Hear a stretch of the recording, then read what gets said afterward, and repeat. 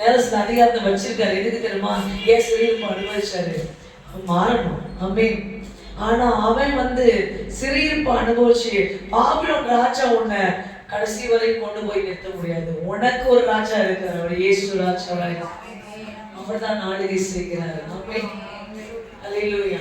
அதனால உன்னை ஒரு சில இடத்துல வச்சிருக்காரு, சில இடத்துல உன்னை நியமிச்சிருக்காரு அப்படின்னா அங்க சில விஷயத்தை கற்றுக் கொடுப்பாரு. அதற்கு பிற்பாடு அந்த உன்னை அடிமைப்படுத்தினாலும் சரி, உன்னை நொறுக்கினாலும் சரி, ஒடுக்கினாலும் சரி, அவனை வைத்து அவன் கண்ணுக்கு முன்னாடியே உன்னை உயர்த்தி நிறுத்துவாரு. ஆமென். அல்லேலூயா. அவனையே உனக்கு நன்மை செய்ய வச்சுட்டு போயிடுவார். அவன் கர்த்தரை அறிஞ்சிருக்கணும்னு அவசியம் இல்லை. கர்த்தரை அறியாதவனா இருந்தாலும் கர்த்தர் அதை செஞ்சிருவாரு. ஏன்னா அவருக்கு தேவை ஓ மேல அவர்கிட்ட நிறைவேறும். அல்லேலூயா. இடிக்கப்பட்ட ஆலயத்தை கட்ட வேண்டும் என்ற திட்டத்தை அந்நிய ராஜாவை கொண்டு, ஏன்னா 7 வருஷம் சிறையில போட்டோம், பணம் பொருள் எதுவுமே தன்னோட ஜனத்துல இல்ல. அப்ப இதெல்லாம் யார்கிட்ட இருக்கு? அவனையே ஏவினார் ஆண்டவர். ஆமென். அவனுடைய ஆவியை தொட்டார். ஆமென். அல்லேலூயா. உங்களுக்காக என்ன வேணா செய்வார். அதை தெரிஞ்சுக்கோங்க. அல்லேலூயா.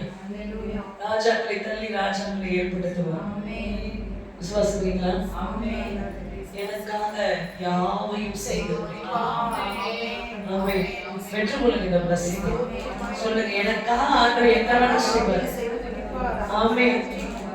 எல்லாத்துக்கு மேல ஒரு அதிகாரம் இருக்குது. எனக்காக செய்து முடிப்பார். ஏன்னா நான் என் இருதயம் அவரையே நம்பிக்கொண்டிருக்கிறது. நான் சிறையிருப்பில் இருந்தாலும், அடிமையில் இருந்தாலும், நான் கீழே தள்ளப்பட்டாலும், நான் அவரை மாத்திரமே நோக்கி மாத்திருக்கிறேன். ஆமென். அல்லேலூயா. அல்லேலூயா. Thank you Jesus. நீங்க இதை சொல்றதுனால சில பேருக்கு நான் பார்க்கிறேன், அடைக்கப்பட்ட கதவுகள் திறக்கப்படும். ஆமென். சொல்லுங்க, இன்னும் கன்ஃபஸ் பண்ணுங்க. ஏன்னா நிறைய வேற மைண்ட்ல நிறைய கன்ஃபஸ் பண்ணிட்டீங்க. நெகட்டிவிட்டி கன்ஃபஸ் எல்லாம் நீங்க உடையுது. ஆமென். அவர் எனக்காக செய்வார்.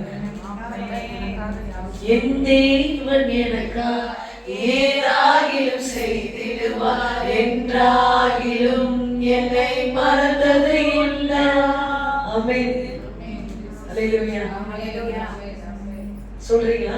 உங்க ஆத்மா பாடட்டும். ஆமென். எனக்கு செய்யாம யார்